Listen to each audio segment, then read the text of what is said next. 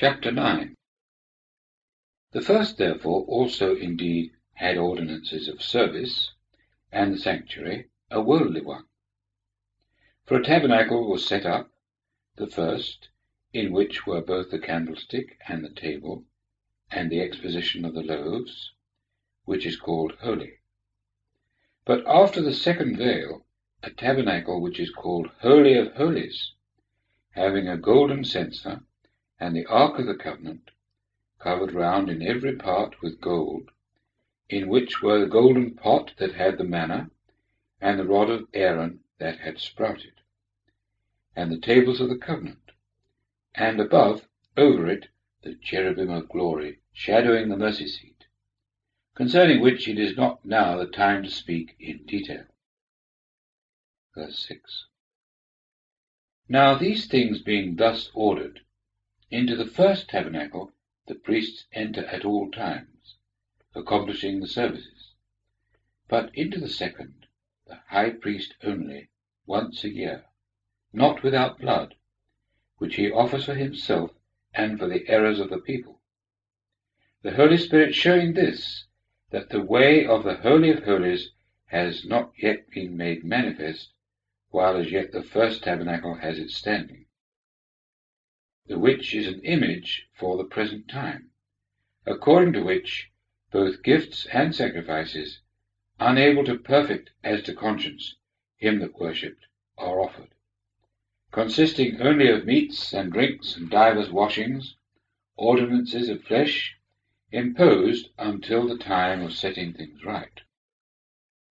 But Christ being come, high priest of the good things to come, by the better and more perfect tabernacle, not made with hand, that is not of this creation, nor by blood of goats and calves, but by his own blood, has entered in once for all into the Holy of Holies, having found an eternal redemption. For if the blood of goats and bulls, and a heifer's ashes, sprinkling the defiled, sanctifies for the purity of the flesh, how much rather shall the blood of the Christ, who by the eternal Spirit offered himself spotless to God, purify your conscience from dead works, to worship the living God. And for this reason he is mediator of a new covenant, so that, death having taken place for redemption of the transgressions under the first covenant, the called might receive the promise of the eternal inheritance. For where there is a testament, the death of the testator must needs come in. For a testament is of force when men are dead, since it is in no way of force while the testator is alive.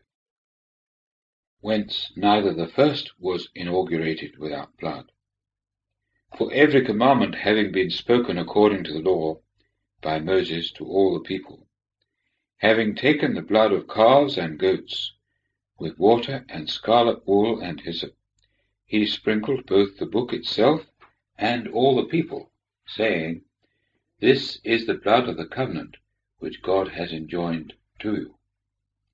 And the tabernacle too, and all the vessels of service, he sprinkled in like manner with blood. And almost all things are purified with blood, according to the law, and without blood shedding there is no remission. It was necessary then that the figurative representations of the things in the heavens should be purified with these, but the heavenly things themselves with sacrifices better than these. For the Christ is not entered into holy places made with hand, figures of the true, but into heaven itself, now to appear before the face of God for us, nor in order that he should offer himself often, as the high priest enters into the holy places every year, with blood not his own, since he had then been obliged often to suffer from the foundation of the world. But now, once, in the consummation of the ages, he has been manifested for the putting away of sin by his sacrifice. And forasmuch as it is the portion of men once to die, and after this the judgment.